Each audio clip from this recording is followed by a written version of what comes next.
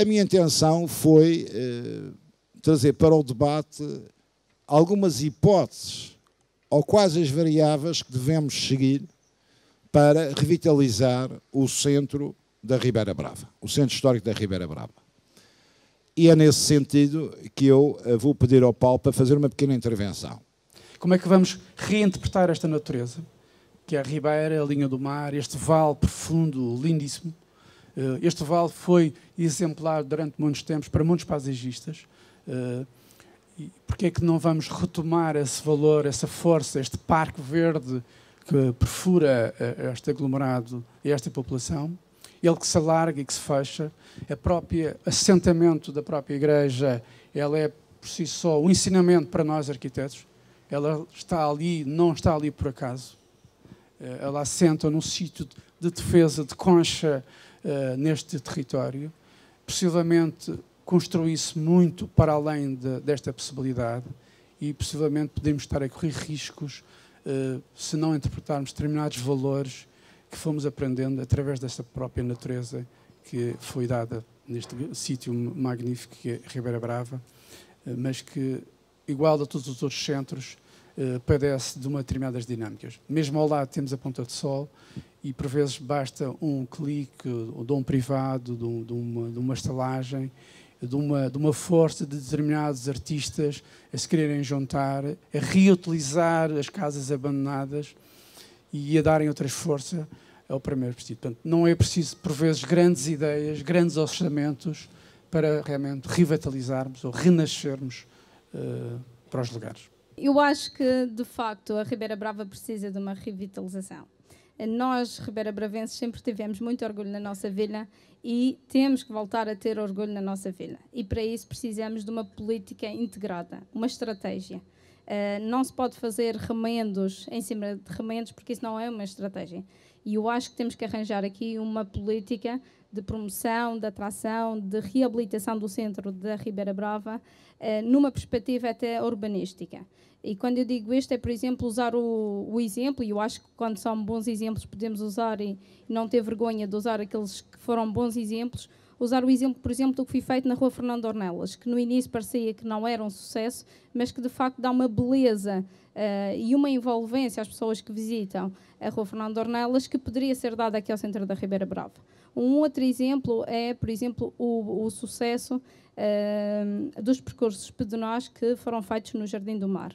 Acho que nós temos aqui um centro histórico excelente para passearmos a pé, para dinamizar o comércio tradicional e também associar a este plano, eu chamava este um plano estratégico para a Ribeira Brava, associar este plano também a uma melhor qualificação do comércio, das lojas, a um plano de formação integrado com esta filosofia em que envolvessem todos. Não podemos fazer isto sozinhos, temos que fazer isto em equipa, com empresas envolvidas, empresas locais e até inovadores. E por que não dar uma dinâmica à Rua do Visconde, que é a rua central da nossa vila, uma dinâmica interessante em termos comerciais, em termos de bares, em termos de noite. Temos esse handicap aqui na Ribeira Brava, ou tivemos até agora, mas por que não no futuro pensar na Ribeira Brava de facto num centro movimentado e que atraísse pessoas. E para isso temos que pensar em modelos. Além disso, acho que a parte de política da atração dos pais com as crianças é fundamental.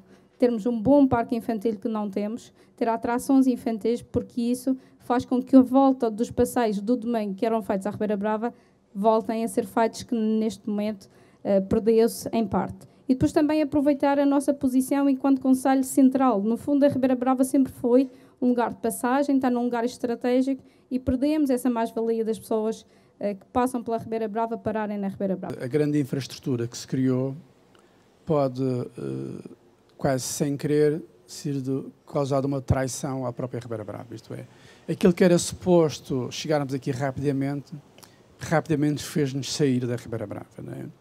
Portanto, e esta questão do longo percurso da estrada antiga fazia-nos quase esta descida, quase cinema, não é? Este cinema que se fazia serpenteando a própria costa, é de uma beleza incrível, não é? É de uma beleza incrível. Portanto, esta é a minha memória. Eu sei que quando isto se tornou rápido e fácil, o papel inverteu-se. Mas isto é um dado que nós temos, não podemos subtrair este valor. Portanto, a ideia é como é que vamos conjugar com isto tudo, não é? Portanto, o grande problema dos centros históricos é que durante muito tempo em Portugal se pensou que havia só uma política do O. E eu acho que temos que chegar ao momento do I. E isto, e isto, e isto, e isto. Portanto, não há um processo não linear, não é? na questão quando se trabalha nos centros históricos. Portanto, há uma atenção de todos os valores, não pode ser entendido como fragmento. Referindo-me aqui ao centro da Ribeira Brava, achar uma nova política de promoção e de atração das pessoas ao centro da vila. E nós voltarmos a ter o orgulho que sempre tivemos na nossa vila. E para isso passa por uma política de urbanismo, de modernização dos espaços comerciais, dos espaços comuns, o porquê de não fazer um projeto inovador no centro da vila para atrair as pessoas ao centro da vila, e por isso contamos com o contributo desta conferência para novas ideias e para ouvir os militantes também nessa área do urbanismo. Ouvi com muita atenção as palavras do arquiteto Paulo David sobre a ligação da Ribeira Brava à sua geografia, mas é preciso fazer também uma ligação à sua história, ao seu passado republicano. Temos a figura do Visconde Correia Herédia, que marcou de forma indelével aqui a Ribeira Brava. E penso também que podemos pegar no passado republicano da Ribeira Brava e procurar replicá-lo em termos arquitetónicos. Portanto, nós temos que procurar saber o que é que nos diferencia. E partilho também, porque quando falo com o Dr. Miguel Albuquerque para esta primeira tertúlia, lembrei da questão da República e partilho daqui do nosso colega, que falou da questão dos herédias. Acho que nós temos que procurar esta razão histórica, a nossa fundação do nosso Conselho, e nós estamos a fazer 100 anos, o centenário, e nós esquecemos que temos uma família real na Ribeira Brava, que temos um Largo do Herédia, que temos a Casa dos Herédias, e nós podemos trazer pessoas cá para ver isto e de saber promover isto, as nossas tradições através do Museu Etnográfico. Eu ainda há pouco dizia que não há na Ribeira Brava, no centro da Ribeira Brava, uma placa a dizer Museu Etnográfico da Ribeira Brava. Acho que não há. Ou se há, está mal identificado. Nós podemos fazer daqui, desta natureza, desta orografia, um conselho ativo. Pode não ser forçosamente um conselho que tenha que ter a tal animação noturna. Não quer dizer que eu discorde, mas poderemos dar vida pela perspectiva ativa, pela perspectiva do exercício físico. Já imaginaram o que é chegar ao centro desportivo, deixar o seu viatura estacionado ou aqui na vila e fazer bicicleta até a Serra d'Água, ir à Tabua, caminhar, participar com as crianças, incluir os parques infantis, que infelizmente fez-se uma promenade tão grande, com intervenções aqui, não há uma zona de parque infantil, ou seja, não pensaram nas crianças, não pensaram nas famílias. Foi com os meus pequenos mais novos, eles quiseram ir à Quinta Pedagógica, para ver os peixinhos. E obviamente, eu fui, já almocei para lá. Agora, imagine, na sequência da conversa que a Nivalda estava a ter há pouco, que fazer uma zona infantil ligada ao próprio Museu Etnográfico, por exemplo. Ou seja, pode fazer uma atração infantil ligada à própria etnografia, cujo centro é aqui, indiscutivelmente, na Ribeira Brava, onde está o Museu Etnográfico. Porque a questão hoje dos casais ou das famílias com filhos é uma grande mais-valia. Você ter um sítio onde os pequenos gostam, onde a gente pode estar descansados sem andar a correr atrás dos pequenos e, de facto, já gera efeitos multiplicadores no comércio ou na restauração.